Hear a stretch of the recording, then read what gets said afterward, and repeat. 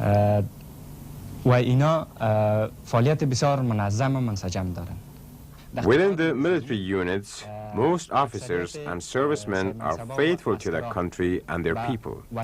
They help the Mujahideen by sending them secret information.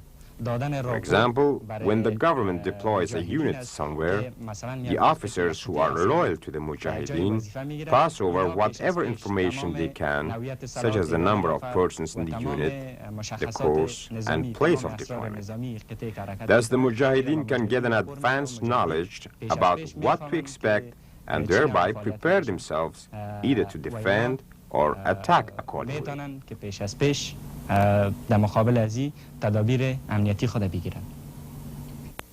For the Soviet troops, explanations of their mission in Afghanistan are minimal and often confusing to the young recruits.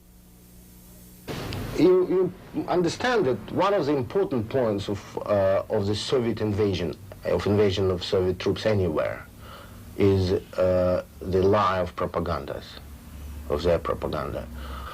Right now, as we know from the prisoners of war in Afghanistan and from other sources, all the soldiers who sent to Afghanistan, in fact, don't know why they're sent over there.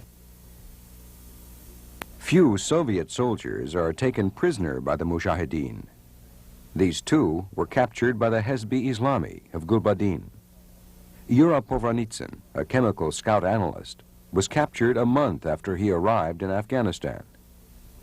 Recently, a freelance journalist was able to interview Yura and his countryman, Muhammad Kuli, a Soviet Turkoman from a collective farm in the village of Bashir. Soviet soldiers think that they are liberating Afghanistan from possible Chinese invaders.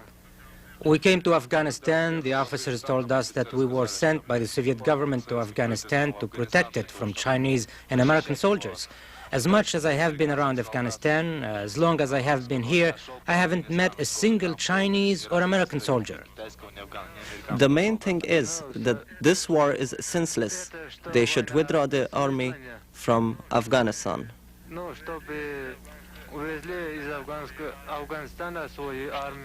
What do Soviet soldiers here in Afghanistan think of this war?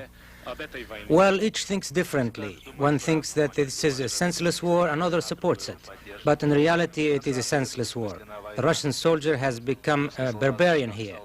He becomes more and more brutal. Some soldiers, especially those who go on reconnaissance, they rob homes, kill women, children, and rape them.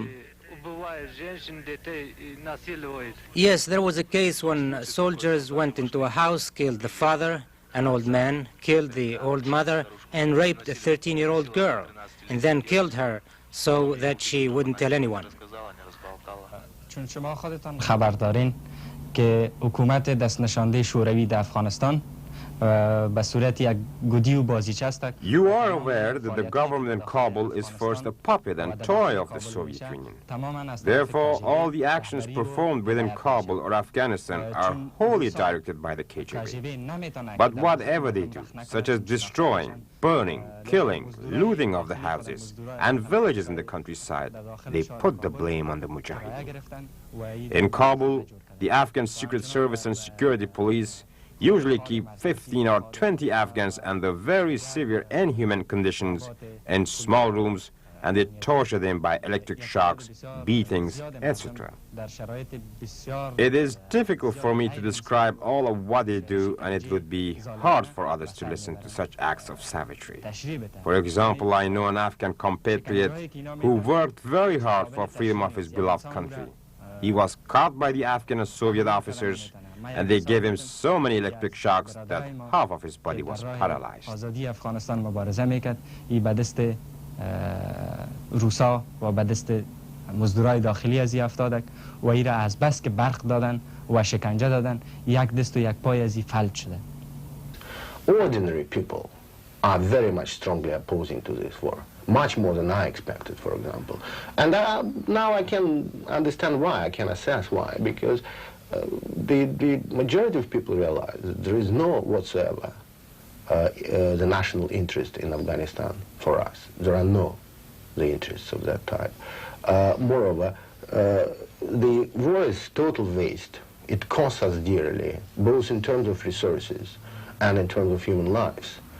And there is no sense in this war whatsoever. That's an absolutely general feeling in the country. There are several examples of open political outbursts of feelings in Central Asia, in Kazakhstan last year, in some other areas against this war.